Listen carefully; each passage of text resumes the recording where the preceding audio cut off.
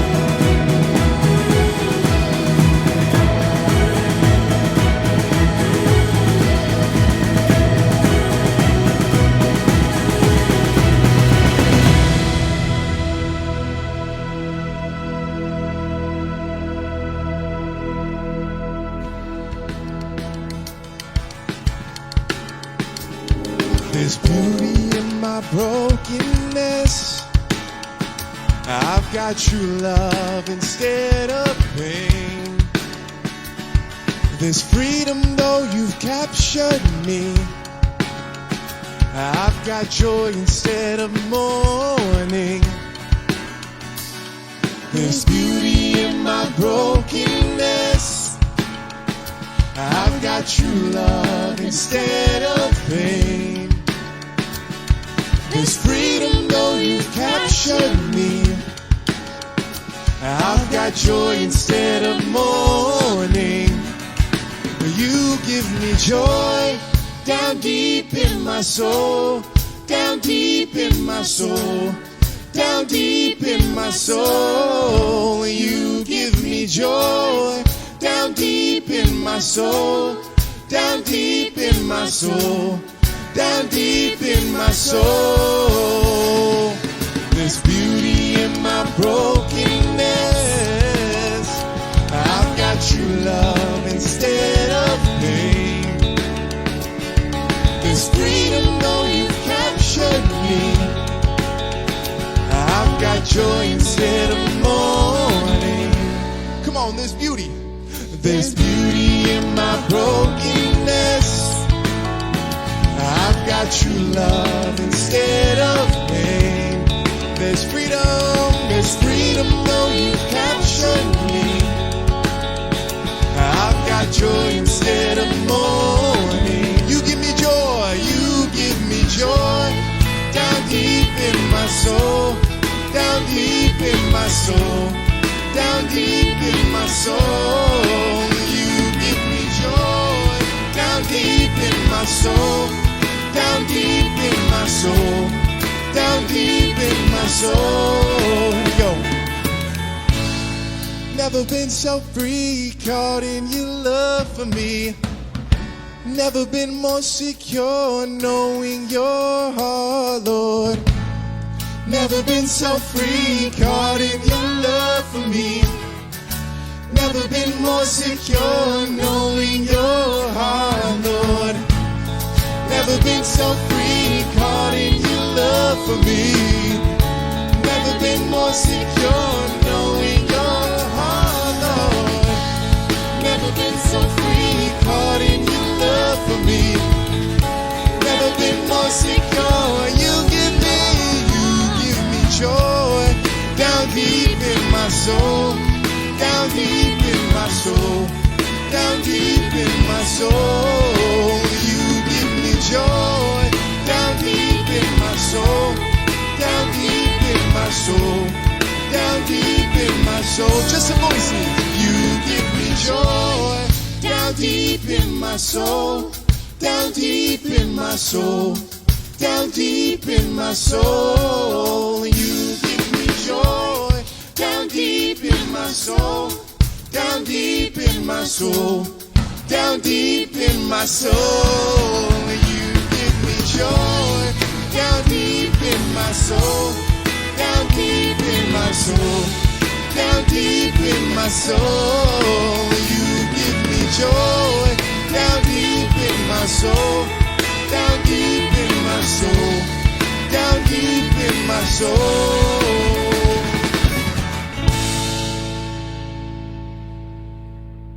Good evening, Detroit Church, and all y'all visiting us here. Welcome to our midweek. Hope we got a doozy for you guys. We are pretty excited for you. But before we get into all this, I got some guest speakers. We got some jokes. We got a great interview. Before we get into all that, we're going to have a prayer, and I'm going to ask Kyle there if you could lead us in a prayer to get us started. Yep, let's pray. Father, thank you so much that we get to be here together and that we have access to this kind of technology. I know we've been praying that a lot. And I pray that as we parent our children, we would do so with wisdom and with great love. Father, help us to navigate the times when we don't know what to do. We don't know how to raise them best. I pray that we would rely on the wisdom that comes from the word and the wisdom that comes from the beauty of the church. And I pray and thank you so much that Chris and Meegan can join us today. I pray that we would glean from their wisdom and really just do our best to raise our kids in the way that you would have us raise them. We love you. In your son's name we pray. Amen. Amen. Okay, gang. We're doing a parenting midweek for kids 10 years and under. And more than that, we have guest speakers, Chris and Meegan Zillman, who hail out from Denver, Colorado, who lead the church out there. We're pretty excited about that. Yep. They have been married for 23 years, 5 kids. So it's getting pretty serious. And, and we're going to start off with, as we do with our midweeks, as we know, here's just a cherished age-old tradition in Detroit with some good old jokes. I'm going to start one off. Kyle, you got one, right? And then after that, yeah. Chris, do you guys have one? I've got one. Okay, great. So let me start it off, all right? Unbeknownst to many, my mom was a radiologist, and she actually met my dad while doing an x-ray. And I always wondered what she saw in him. It's good. It was good. Yeah. The delivery was fantastic. Yep. That was better than mine. All right, here it is. It's just so bad. Sorry. What do you call a pig that does karate? Pork chop? Karate. Hey. Wow. Yeah. We're supposed to give answers. I wasn't sure either when I asked it, so direction. I'll be ready next time. That was pretty good. Those were 2 good ones there, Chris and Meegan. I I'll hope be ready. you guys hope yours is at least as decent. Well, I hope you guys haven't heard this one before, but do you guys know how you find Will Smith in a blizzard? No. Just follow the Fresh Prince. Fresh Prince. Oh man. At this point, how many people have started to log off, do you think? They're coming. Probably lost I most. thought, hey guys, I thought this would give my wife a great platform to give her the joke that she's made up. Everybody knows my joke, though. Okay, well, Let's tell hear it. Let's hear it. And Spread then like we'll- wildfire across the country. Because I made this joke up, okay, with my sister in Ohio about 15 years ago. How do you kill a fashion-conscious werewolf? Okay. How? With a silver mullet. Actually, though, this is for Detroit. Mullets are probably still in, right? With all the hockey. I don't know. Our daughters are. Sorry about that. Sorry, the mullet jokes, guys. That joke. Those Fantastic. are- That was good. So let me just say, get into this. We're doing a parenting interview. We're going to mine some of that wisdom, that history. 5 kids. Isaiah is 19 years old. Mhm. Right. Justice, 17. Good old Goose Gussage is 14. Those 3 are all disciples. And we have, how old is Jasper, your 4th? He's 8. He's 8. Yep. Wow. Just last year he was 7. It's true. And I miss old- Jasper. and how old is Cora, baby Cora? Cora turns 6 in 2 weeks, 2.5 weeks. Yep. The Her baby. last day of kindergarten is tomorrow. 6 years old. Okay, Wow. great.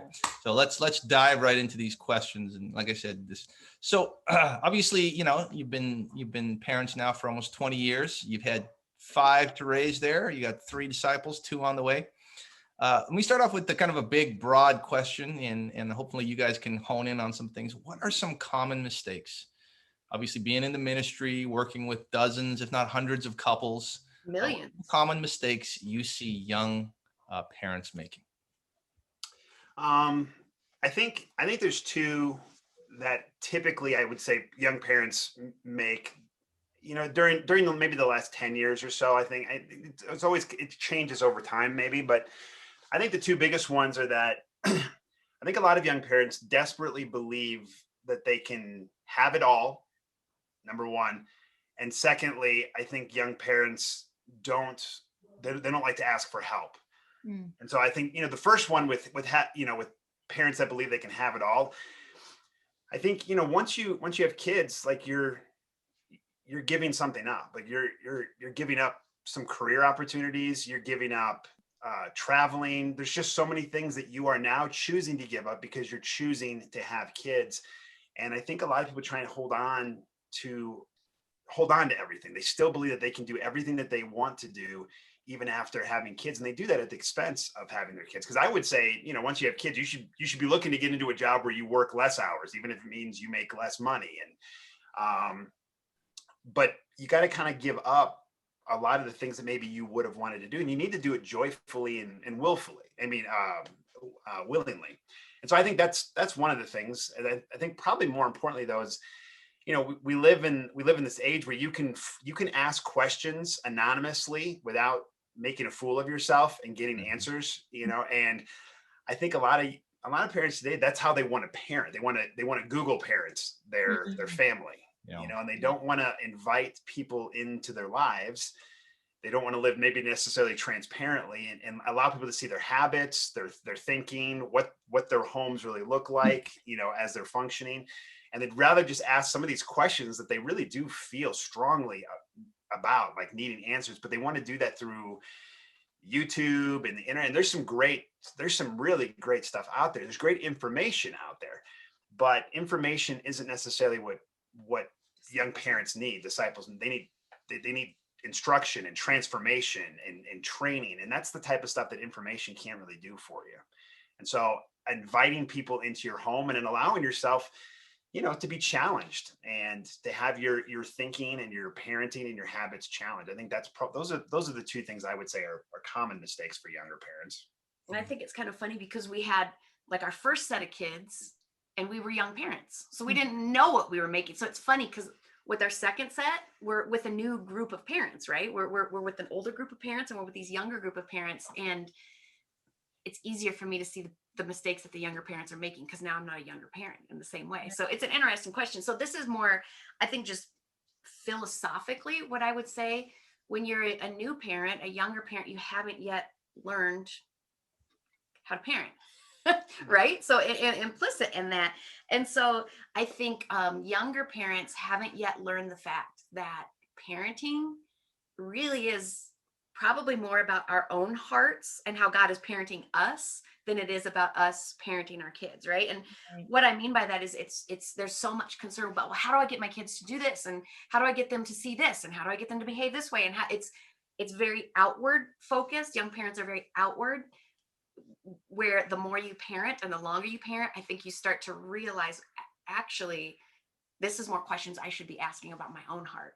Why am I responding like this when they do this? Why does this irritate me so much? Right? You know what I'm saying? There's almost a change in perspective and where you're standing. And I think then also what can kind of come along with that is this fixation on this moment right now. It's easy for me when I was a younger parent, especially, to look at a little moment. You know, my kid has a tantrum, and I'm like, oh my gosh, what does this mean for their future? They're never going to love God. They're going to spend their life in prison. It's easy to take one little moment and make that the story.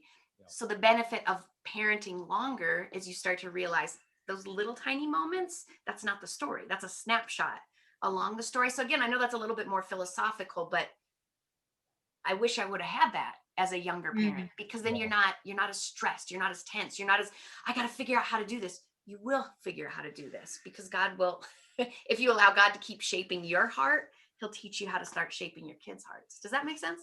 Yeah. Yeah, no, that's awesome.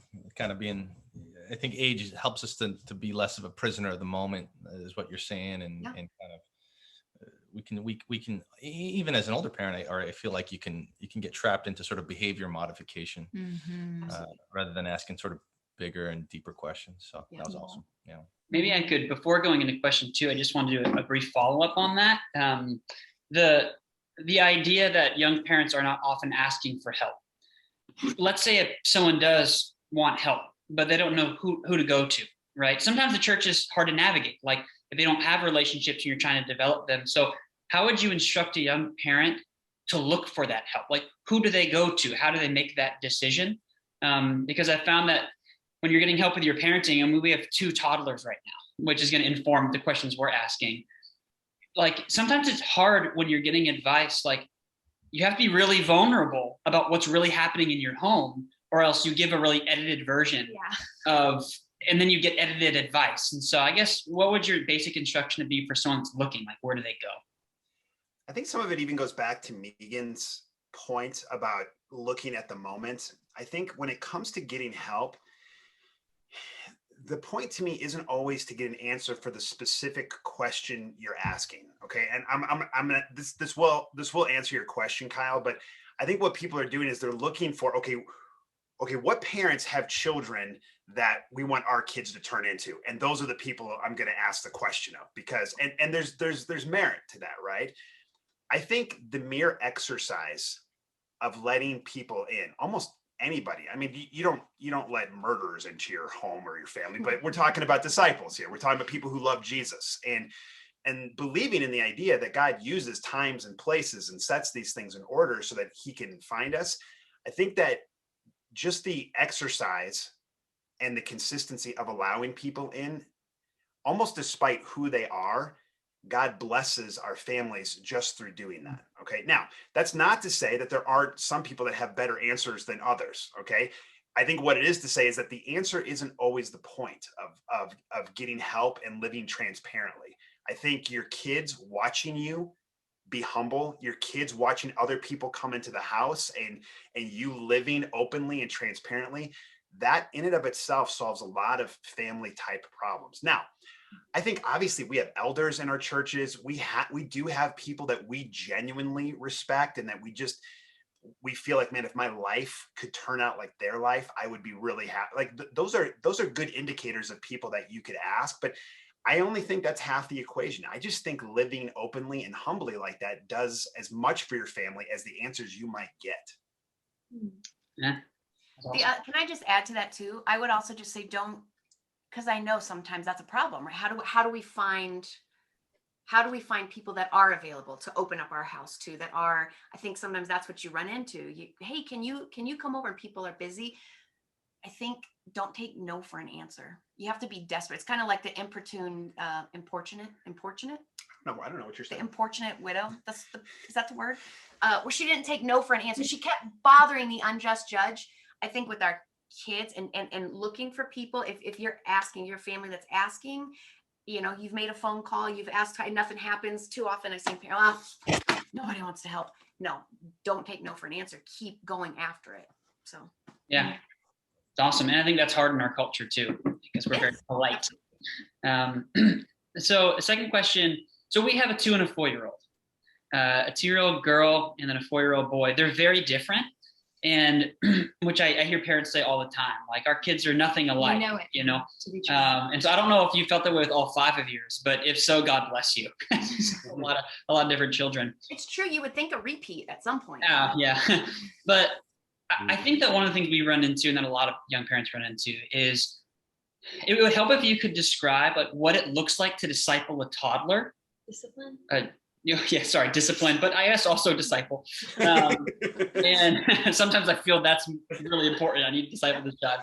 But to discipline a toddler, you can kind of share what you found to be useful and not useful with a toddler, and then kind of the same question for kids that are more like between 7 and 10. Okay. Go ahead.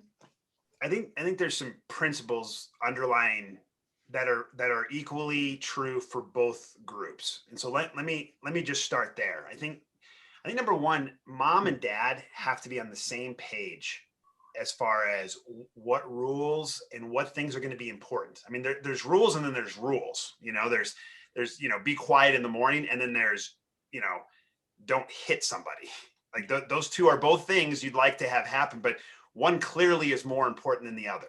And mom and dad need to be on the same page as to which things are the most important. Okay. And so I would say you have to start there. And then the rules have to be few. Your house cannot be filled with rules. There's got to be just some important things that everybody understands. And those have to be clear to the kids, whether they're 2 years old or whether they're 10 years old.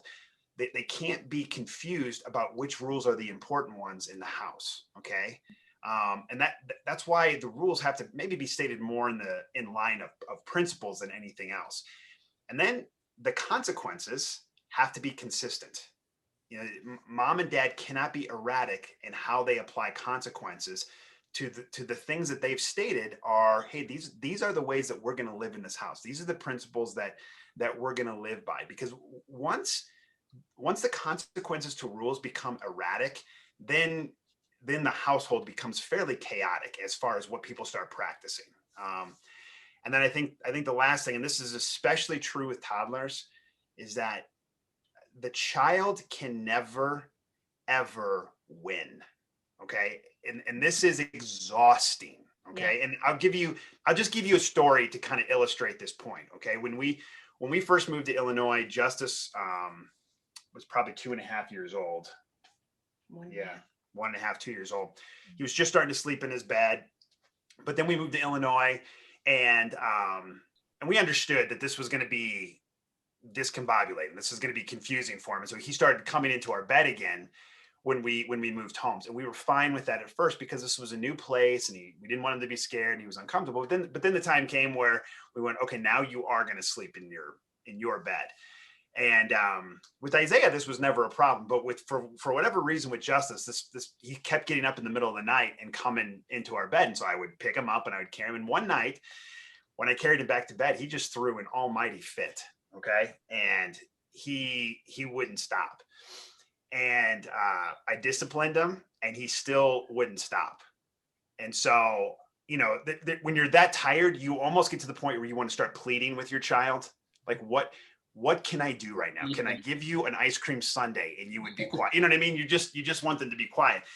And so, but what I did was I didn't want him to keep everybody else awake. So I took him up, and he's just screaming. We went downstairs, you know, away from everybody else. I put him on the couch, and I said, you're going to stay in this place right here. Do not move off this couch until you stop screaming. And I sat there next to him, and it went on for like 2 hours, him just throwing this, and you know, it's like 3, 4 in the morning. I mean, his staying power was incredible at this moment. And then after a couple hours, he finally just went, okay, I'm done. And I picked him up, and I put him in bed, and he stayed in bed. And then the next night he did the same thing. I brought him downstairs, but it only lasted about a half hour this time. And I said, do not move from this couch. If you move from this couch, there's going to be discipline. And he stayed on the couch, and then he goes, okay, I'm done. And we went upstairs, and then that was it. And that was massively inconvenient for me. But he could not win that. He had to understand that there was no way he was going to win this battle. And that doesn't mean you punish him over and over again. You put him in a position where he simply cannot win. And then once he realizes that, he goes to sleep. He's in his bed now. And I just say that when it comes to disciplining, the last thing is whatever rule you make, whatever statement you utter out loud, you need to stick. If you're in the store and you say, if you do this one more time, we're going home, then, I mean, that better not be a threat. You better be willing to leave all your groceries there, pick up your child, and go home. Mm-hmm. You know? And so you can't let the kid win. And so obviously what changes when the kids get older, I don't mean to belabor this, but is now you need to start getting in touch with why in their heart they're doing what they're doing. You know, when they're little, they're almost like instinctual animalistic behavior going on. Like they're just lashing out, and they can't locate why they're doing what they're doing in their own heart. And so we set up these guide rules just so that their behavior starts to create a heart sense. But when they get older, now they're starting to have confusing thoughts and stuff. And so now you have to start asking questions as to why they're doing what they're doing. Okay. And so not only is there discipline, but there's also locating where the behavior is coming from. And, you know, Paul David Tripp does this great lesson on the age of opportunity where there's a series of questions he asks his kids. And it starts off with, what happened? Okay. How did you feel when that was happening? What did you do as a result of what you were feeling? What was the consequences as a result of what you did? Okay. And so you ask those questions, and what you're helping them to do is that their behavior is located in something that happened in their heart. And you go, okay, so you know that when you start feeling this way, you start going down this line, and it starts to help them in the moment go, okay, I know I'm starting to feel angry. This is what happened last time. And you're just teaching them to think as well. And that doesn't mean that you change whatever consequences are there, but it can't just be rules and consequences and discipline now. It's also training them to, in the moment, think about what they're doing and understand why they're feeling what they're feeling as they're behaving. So that would be the additional part that you do to the little ones. You don't necessarily, it's harder to ask those questions. Right. Absolutely. I would just say with younger kid, like you have to start the discipline process. However you decide, whatever you decide discipline is going to look like, you have to start it earlier than you think before they understand this. Okay. So, and then you have to be consistent. I think he said that, but you have to continually be consistent, and you have to look at it as it's a long game. Like when you're disciplining your 1-year-old or your 2-year-old or your 7-year-old, you're planting and you're watering a harvest that you're not going to reap till they're 18 or 50. Like you don't even, like it's a very long time. Cause I think a lot of times parents begin disciplining their 2-year-old, like, no, and then they come back, I've been doing this for 3 weeks and nothing has happened. Discipline doesn't work, you guys. 3 weeks. And so, you know what I'm saying? But I'm exaggerating slightly, but but in those 3 weeks feel like decades, right? Yeah. 3 decades, but it's a long, you really have to look at this as, each day when you're being consistent and when you're making your rules clear and you're not letting your kids win. And especially when they're little and it really is constant. I don't know, 73% of your day will be spent disciplining your kids in one way or another, but you're doing it for the long term. You're doing it for a harvest you won't see yet. So you got to trust it. You got to trust the process, that this actually does work for me to set boundaries around my kids and to help them understand these things. So. Yeah. And I feel like that last part you said has been the most helpful thing to me so far. Is like, we just talked with the Kings like the other day. You're like, you just got to keep doing what you're doing. Like, yeah, my daughter's angry sometimes. Is what we're doing working? Because she's reacting much differently than our son did. And it's just like, she might react differently, but it doesn't mean the process needs to change here. Right. So that's helpful. Yeah. And I appreciate what you guys are saying, because parenting's so, like, it's emotional, and it's so wrapped into doubt and worry. Yeah. And all that, and then especially when your kid's acting out, you're just like, am I doing the right thing, or am I being a lousy parent? You always Absolutely. have a lousy parent voice in the back of your head. So am I doing it too much? Am I not doing it enough? Like it's so you learn to trust the process. Well, we're living in a time where the world outside of us is more critical than ever towards parents that try to enforce any kind of discipline or rules or boundaries. We kind of living in this age where that's almost looked at as primitive. Draconic or something. Just totally. And the thing is, you won't see the fruit of this culture for another 10, 15 years, but you're going to see it. Yeah. No, we definitely went through that. So switching gears. So obviously part of raising children is training them, whether it's sleep training or potty training. Do you guys have any advice on how to get children to do well in those areas? The potty training times. So when I was thinking about this question, I thought for people that are in this stage right now, they're not going to believe what I'm about to say, but I honestly I don't remember a ton of details. And I share that to say, good news, there's hope. Like, all of our kids go potty on the toilet. Most of the time. Most of the time. They're so it's. They don't always hit the toilet. Boys. For boys. That's another thing. But I think the thing to think about with potty training, again, this is kind of back to what I said initially. It's going to test your heart way more than it's going to test your kids. It's going to be way harder for you than it is for your kids. So learning to look at it as, okay, this is a God-given opportunity. God is parenting me right now as I'm trying to teach my child how to go potty in a potty. But I think that the thing that I just think about with whether it be potty training or sleep training, there's really no pressure in the big grand scheme of things. God is applying no pressure on us. He applied no pressure on me as a parent to make sure my kids learned how to not soil their pants, right? That pressure comes from us, and we're like, I want to be done with this. And it comes from other people saying, you need to figure this out. So it's a process. It's okay. I have 5 different kids, and they each learned it wasn't like at X amount of time we started potty training with each of them. It was different for each of them because they were all so different. It took longer for some than it did for others. It was easier for some than it was for others. My whole point in sharing this is there's not a right way to do this, guys. There's a wrong way to do that. And I think the wrong way is when I'm getting all frustrated because why are they not doing it? So the other thing that I would say is that my opinion, potty training, even sleep training, it's not a discipline issue. Right. Like, they might have trouble. It might take them some time.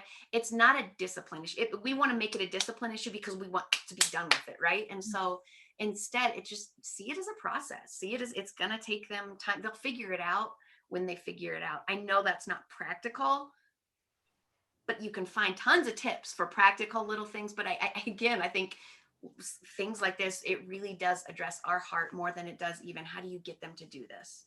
No, you're right. Because you want it to be convenient. You want it on your schedule. Like if, those are things that like you want. Yeah, Absolutely. So, it's true. Like we felt the pressure to make sure our kids were potty trained before the Zillman boys. that's right. You might have won that battle. You probably won the battle. Oh, No, I appreciate that. We're about to do round 2 of potty training again with Kate coming up. And I think even I appreciate the perspective of like how we just being careful that I don't make things a discipline issue that aren't intended to be that, because I want it to be done. And I think I need to reflect on that even beyond potty training. Like, am I doing that in any other areas where like, is this not a discipline issue? Like you just need to be parented by God right now and be more patient or flexible. So Yeah. I appreciate that as we transition into that Very relevant. very soon. We just lost her potty. So a new topic here. As far as technology, like, I mean, it's crazy already how different technology interacting with it from when I got my first phone at 15, and now I can see 7-year-olds with cell phones. Totally. And so I feel like you guys have a unique perspective because you have this older group of kids and now even the youngers. Like, how are you approaching exposure to TV, iPads, video games, cell phones? How are you thinking through that? Has anything changed even from when you first started with your oldest to now, what you're planning to do with Cora? I'll go first and then you go, because I think you have more to say. I just think that again, let me start with the principle.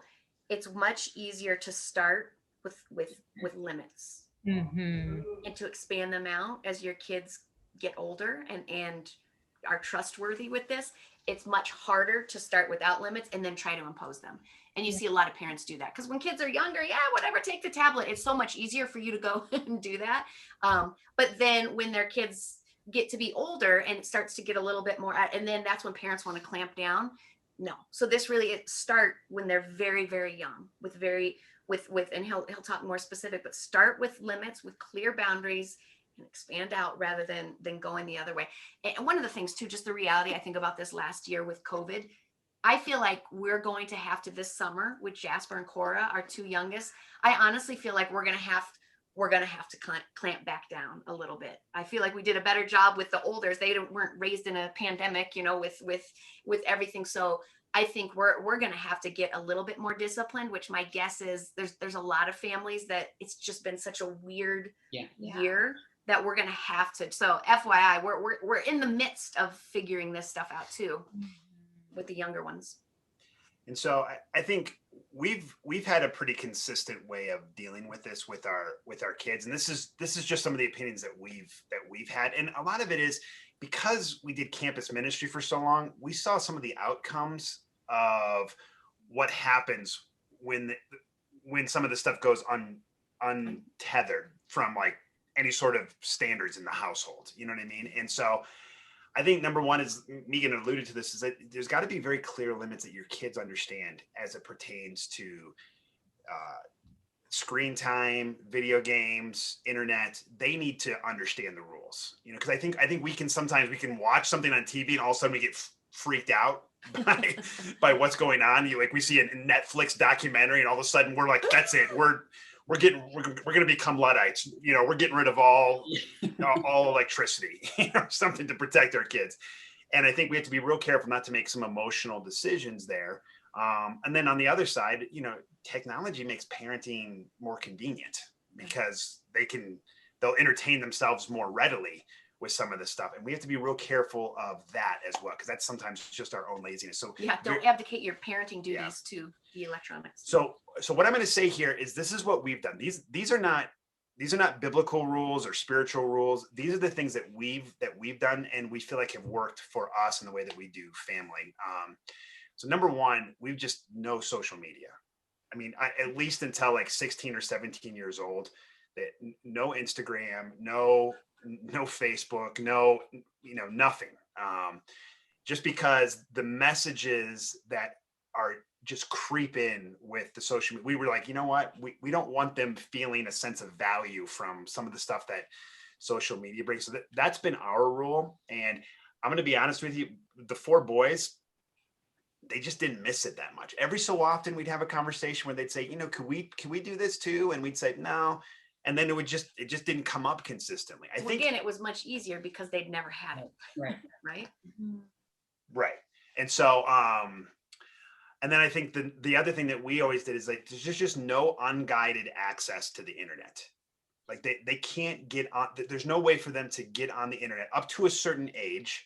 We'll say that age is 15 or 16, but they can't just go to the internet at any point, anytime that they want to, like that, and especially with the little ones with their tablets, they don't have browsers on there. They don't have a way to get to the internet with some of the technology that they have, because we can't. If we could look over their shoulder all day long, I would give them more access to the internet, but we don't want to live that way. And plus I don't want to always be correcting them with it. And so they don't have unguided access. Every once in a while they'll sit with us, but they can't just find their way onto the internet, themselves, even when they got phones. So when our kids become 6th graders and they start going to middle school and they start having after school things, we usually, that's the age where they have gotten a phone. But on those phones, they can't get to the internet. They can't just download apps, all of that, and the Apple phones, the iPhones are incredible at the way that they can tailor that to what the parents want. But our kids never on their phones had internet or the ability to download apps without going through us first. And so those things were pretty important for us. And then, like with school, like they don't play video games during the week. So no video games during the week. On the weekends, they have 2 or 3 hours to play video games. But even before they play video games, they have to have their quiet time. They have to read an actual book. There's some other things they have to do before we allow them to have screen time. Okay, that was us with the way that we've applied this practically. Summertime becomes a little bit different. Before they can watch television, they have to go pray. They have to, read their Bibles. And then before they can play video games, they have to go, like my kids all ran. And so, they have to go run between 2 and 4 miles before they can do that. They have to practice their soccer or their baseball. They have chores that they have to do. Sometimes it's writing letters. There's certain things that we would say, in the summertime, we want you to play video games more. You don't have school. However, there's some other things that you're going to have to do in order to earn that. And so I think the biggest thing is that there's just not an unfettered access there. There is a privilege rather than just this is my right as a 5-year-old. It's a privilege, and the way that we've gone about talking to them about it and their access to it has been super intentional. And so I don't know if that answers all of the questions, but that's how we have done it. And to be clear, we don't make the younger kids run 2 to 4 miles a day. Okay, let me just. They do run though. Let me say that. We're gonna run. They do run. Mine run at least 2 to 4 miles a day anyway. In the house. What I hear you say, Chris, is create other activities and avenues to expend your energy versus just being focused on your phone or your tablet. Because I'm listening to you and I'm thinking, what if some parents are so rules oriented that all they have is, you have to have this quiet time, read your Bible, but they don't spend time with their children and all they do is that. So I think that can exasperate children too. So can you maybe share how you guys create fun and, activities with the kids? Yeah, I think, Ruth, you're probably bringing up a good point in the fact that rules by themselves aren't going to raise kids. it doesn't mean just because you have these guidelines, all of a sudden they're going to turn out well and they're going to have a healthy relationship to the internet or video games or anything like that. All of this assumes that you are actually have a great emotional connection with your children. Nothing that we talk about is going to work without an actual, connection to your kids. That is where they would tell you, yeah, I love hanging out with my dad or my mom, and obviously teenagers, okay, There's seasons. There's seasons. But in general, that should be the tenor. And so can I just, sorry, I think that's huge with discipline too. Let me, I know that backtracks, but discipline done outside of the context of relationship and of connection it's just cruel, right? That's when damage gets done. It's always got to be done within the context of relationship context. Mark, could I do a short other follow-up real quick? Yeah. So you had talked about what the limitations. I love what you're saying. I think maybe some people watching this are like, okay, we haven't done a good job.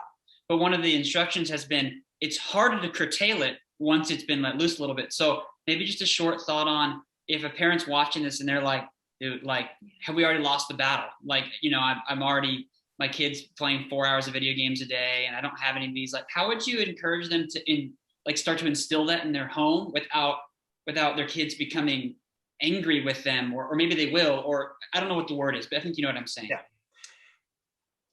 They're going to be angry. Yeah. It doesn't matter which way you do it, whether you do it gradually or you try and do cold turkey. And either one of those ways, there's not a right or wrong to that. I think you begin with humility.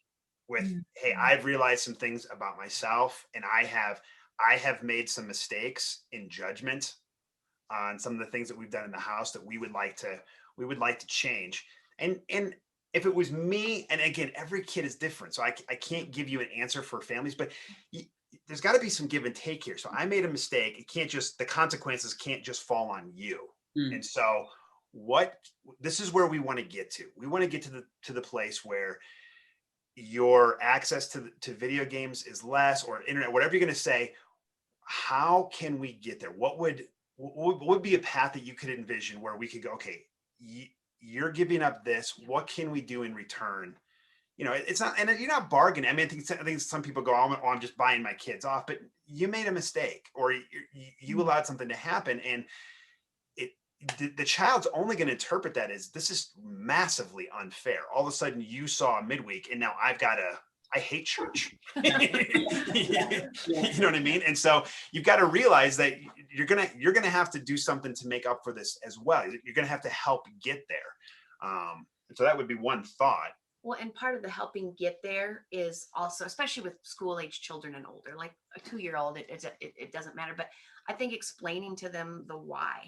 And, again, in addition to, I've realized some things, and I'm sorry that I didn't, but let me help you understand the why. We've had those, even especially around social media, we've always explained to the boys, here's the, not just like, no, you can't have it. I'm the parent. And I said, no, but we've explained to them, this is why we don't want you to have it. And again, they might go away feeling like, well, that's stupid, but they know it's a seed that's there. And then even as they've gotten older, that's what they've expressed. No, we understood why it was there. So letting the why be a part of the process of examining. And can I just add an addendum to this? And this is like exceptions to rules, all right? And this is, kids need to believe that the rules are there for the reasons of building the family up and building character and protection and all of that. And that means that rules can be flexible as well. I think one of the things that we've learned with video games, and I'll just say it's because I hate video games. I just, there's something within me that I have a natural distaste for the amount of time that gets spent in front of a screen in a make-believe world. Now, there's some imagination aspects to that are super healthy. All right. I think one of the things that I've come to understand about video games is that these are social activities now. These are not things that are just done in the vacuum of a person by themselves. Our kids have connected with disciples all over the world in these amazing times of playing Minecraft or whatever together. And I've been really impressed that of the capacity of video games to bring my kids together with other kids. And, my kids have been able to hang out with the Kangs on a consistent basis because they've been able to play video games together. And so there are times where I recognize, what's happening right now. My kids are hanging out with some other people. I'm going to go ahead and extend the time because I feel like this is great. You know what I mean? While I wish they could be together, this is a unique thing. I did not grow up with this. And this is actually, I think, building friendship and building intimacy that I think is healthy. And so there's got to be flexibility there as well to realize it's something, there are some strengths to some of this, even the social media aspects. There are some strengths to that as well, which is why you got to get flexible with it as your kids get older, as they approach adulthood. It's great. Awesome. So let's talk a little bit about the birds and the bees talk, and everything from just explaining their parts to a little baby to But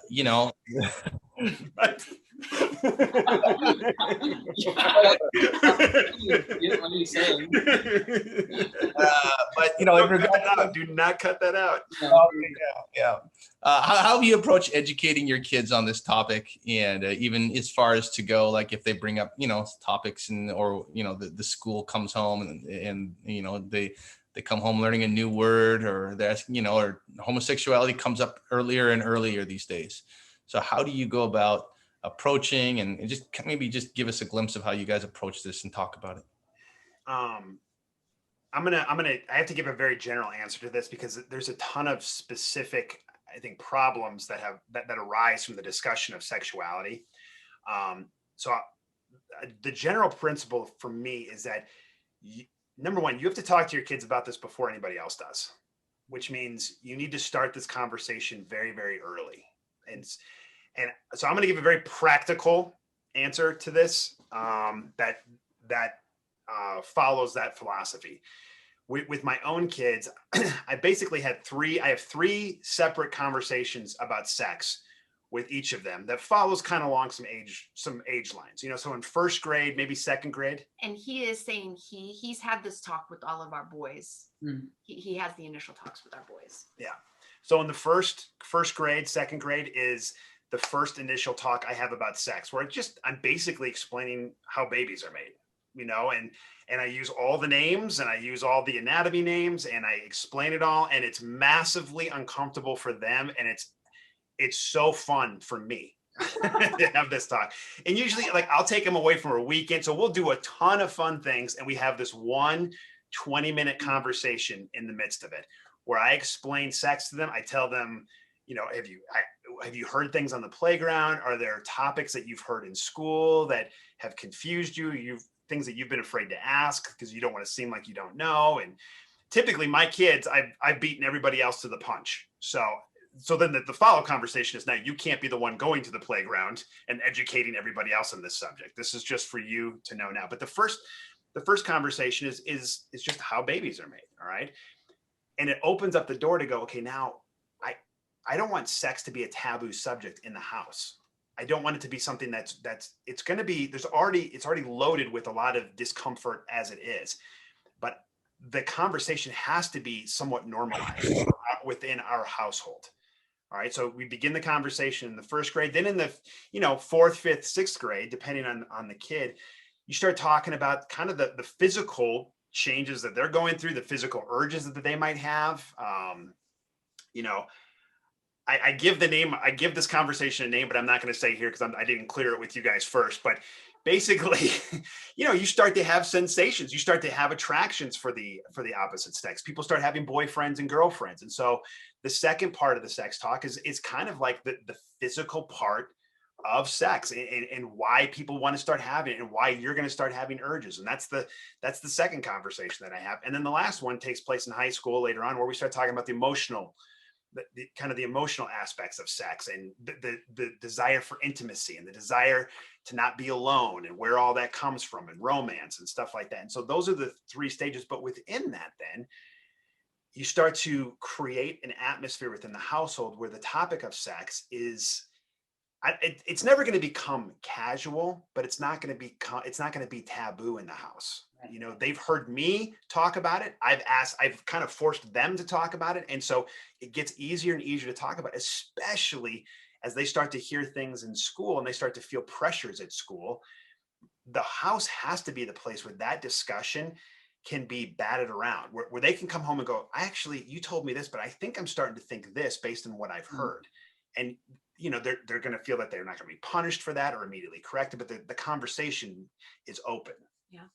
I think too, then what that does is it makes them see that God owns sex. This is his idea. This is his thought. This was his process. It's not the world's. Because I think that's almost with Christian kids that you can feel like, well, there's God and then there's sex. You know what I'm saying? And so I won't go into it more than that. But I think the major thing is you've got to take shame as much as possible out of this conversation, because just like with the young parents wanting to find answers to parenting anonymously, that is where kids are going to find answers about sex and sexuality, is that there is a dearth of sources out there where they can ask questions anonymously and get really bad answers, get answers that are loaded with agenda, that are almost that they're preconditioning your child for a certain direction. And so the household has to be a place where you do as much work as possible to take all shame out of any type of question that could be asked. So that's the big picture principles behind this, but there's so many iterations of sexuality and stuff like that. But I think you got to take the shame out of the conversation, and that's hard work. That's awesome. Appreciate it. Well, I think I have the last question here. We would just love to hear how you foster like deep, close relationships between the siblings, whether it's like special things you do consistently, what you found to be really effective and positive. I think kind of like I always do. I feel bad. I feel like we always answer in principle because I think what you realize when you raise a lot of kids over the course of your specifics, it's so different from family to family. I'm glad it's a principle though, because I feel like that feels more realistic then. Because even if I don't have a kid like that, like there's still a principle I need to pray and hold on. Yes, probably more helpful. Absolutely. And then you can figure out how your family enacts this principle, right? But I think again, with sibling relationships, you gotta take the long-term perspective on it again. It's a long-term harvest. You're planting seeds in your little, right now, you guys with your little toddlers, you're planting seeds for a harvest, not necessarily that they just stop fighting tomorrow, right? But that as they're adults, they want to live together, or well, you know what I mean? They want to be in each other's lives. Yeah, exactly. And so it takes long. I say that because there's been so many different points throughout our kids' stages that I'm like, what is going on? I'm worried. I wish they were closer. And why aren't they closer? And why do they butt heads? And why don't they talk? Like, I've been worried at so many different points. And now it's funny because even Isaiah going away to college, he lives in New Mexico now. He comes home to visit, and he and Justice Justice spent way more time with Isaiah in the 36 hours he was home last week than we did. And you just see what their relationship has become. Isaiah brought gifts for his younger siblings. But the point is, we were trying to plant seeds then and over the course of time, and we're just now beginning to see the harvest. Some of your kids will naturally be more connected than others. Others, they're just going to butt heads more. But so the idea isn't let me stop them from butting heads. The idea is, how do I plant these seeds for this later harvest? And just, a few specifics. Encourage teach your kids how to encourage one another. Like on birthdays, we go around and everybody shares, this is what I love and admire and respect about you. But they do, they love it now. Like this is a part of it, but they've learned the language then of how to encourage one another. Teaching them respect and honor your kids, especially when you're with little kids all the time, you're going to spend a lot of your life addressing the fact that they're bickering. But again, teach them, no, you that what you said there, that was disrespectful. You don't treat your sister like that. You don't treat your brother like that. Like, it's continuing to step in. It's so much easier to just let them fight. Like, just go outside, you guys. But no, you constantly teach it. And the last thing that I'll say about this area is, I think, again, you have to really examine where your heart is in this. Because this is one of the most irritating things about raising multiple children is how much time they spend butting heads. How many times do you say, stop, don't, So I just think we have to be very, very aware of where our own hearts are in the midst of the, the rocky seasons when our kids are not living as harmoniously with one another as we want them to. We've got to make sure, again, this is that opportunity from God for my heart to get parented as I'm learning to deal with it. But yeah, you're planting for a later harvest with this. Again, trust the process. And your kids they're people, and you're friends with some people more easily than you are with others, and it's going to be the same thing within the household. And there can be this unrealistic expectation that if you set up the household right, the siblings will all naturally want to be together. And I don't necessarily think that that's true, because they're different from one another. They're coming to their own identities as they grow and mature in their character and in the choices they make. They're going to choose to be close to one another because of the fact that they're family. But that's a higher level of thinking that takes a long time to develop. So early on, they're going to be around who they like best, who they naturally get along with. And that's not always going to be the people in the household. And that's okay. Like you kind of have to believe that if I put the right ingredients in now, 10, 15 years from now, I mean, it has been so gratifying to see our oldest, who at times has been so aloof from his other siblings. His siblings, when he's coming home, it's like a celebration. They have a countdown. They can't wait for him to come home. And he comes home and he's amazed. I mean, it's just like, oh, wow, it worked.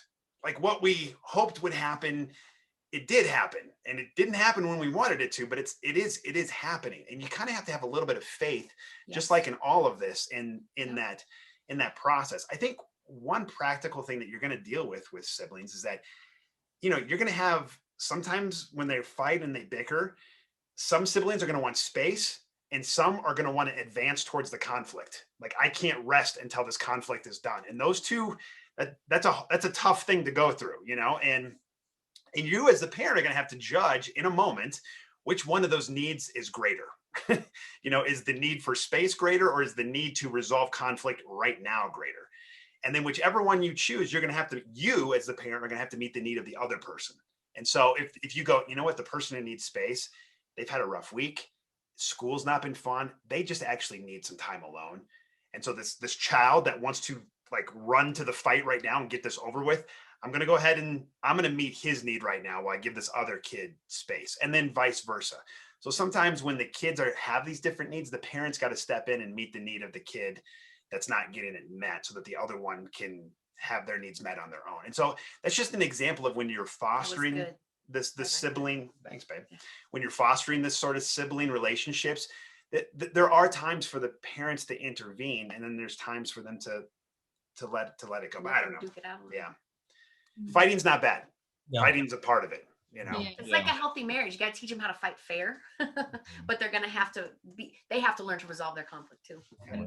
I will say, probably having a household that is stable and that has some routines, it forces the family to spend time together. And the more time the siblings spend together, the better. So, family dinners and family vacations, weekend plan, like all of that being well communicated. It doesn't have to be rigid, and it doesn't have to be, stiff, but there needs to be some sort of stability and rhythm to the house. That helps the sibling relationships. Mm-hmm. Yeah. That's definitely something we noticed with you guys, consistent family dinners, consistent like vacations. Yeah. Your family comes together at the table and you guys cook together. And I think there's so much that I think God discipled into our kids through their own conflict. Like, they toughen each other up in a very real way, right? Like, your boys aren't wimps, right? Like, they can take criticism, they can take teasing, they can kind of stand on their own, but some of that's not taught by us, it's taught by each other. You know what I mean? And I think, again, and we get so kind of flummoxed by conflict. I think you said it, Meegan, we can make it about us, like, and we can value that. And I think, Chris, you have a line that you've used before. You said that relational people are okay with messes. And I see that, you guys are okay with your house being a little messy with you. I guess it has to be with 5 kids, right? It wasn't messy when You're not wrong. You're right. No, I'm saying it's mostly clean. I'm just saying. You put me in a position here, Mark. You put me in a bad way here. Does it stink? Do you walk into my house and it stinks? No. For those of you that don't know, I know the Zillmans. Very well. So anyways, well, that was pretty awesome. There was a ton of stuff there. I felt there's a lot of convicting stuff and inspiring stuff. And I think a lot of our families have at least one thing we can work on. If not, Ours like, included. Let me just say that. that was awesome. And it was great to hear from you guys. Appreciate you guys, and church, hope you guys are doing awesome, and toodaloo, take care. Toodaloo. Toodaloo. That's how you end your midweeks, with a toodaloo.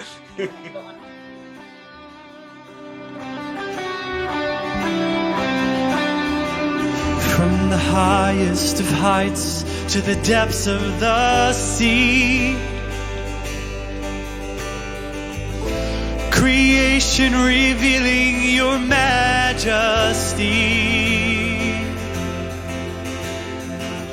From the colors of fall to the fragrance of spring, every creature unique in the song that it sings, all exclaiming, indescribable, uncontainable. You place the stars in the sky and you know them by name. You are amazing, God, all powerful, untamable. Awestruck, we fall to our knees as we humbly proclaim, you are amazing, God.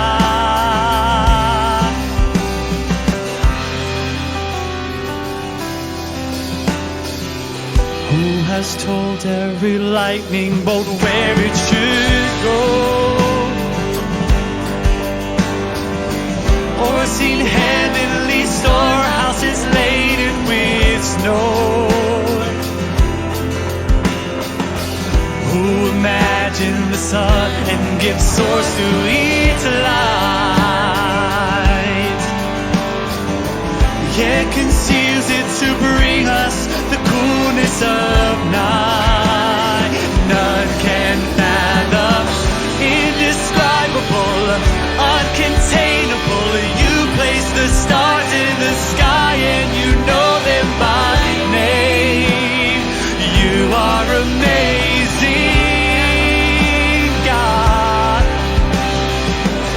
all powerful, untamable. Awestruck, we fall to our knees as we humbly proclaim, you are amazing, God.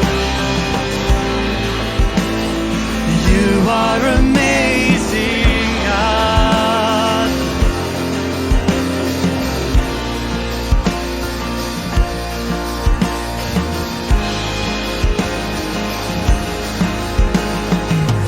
Indescribable, uncontainable. You place the stars in the sky and you know them by name. You are amazing, God, all powerful, unchangeable. Awestruck, we fall to our knees as we humbly proclaim, you are amazing, God, indescribable, uncontainable. You place the stars in the sky and you know them by name. You are amazing, God, incomparable, incomparable, unchangeable. You see the depths of my heart and you love me the same. You are amazing, God. You see the depths of my heart and you love me the same. You are amazing, God. You see the depths of my heart and you love me the same. You are amazing, God.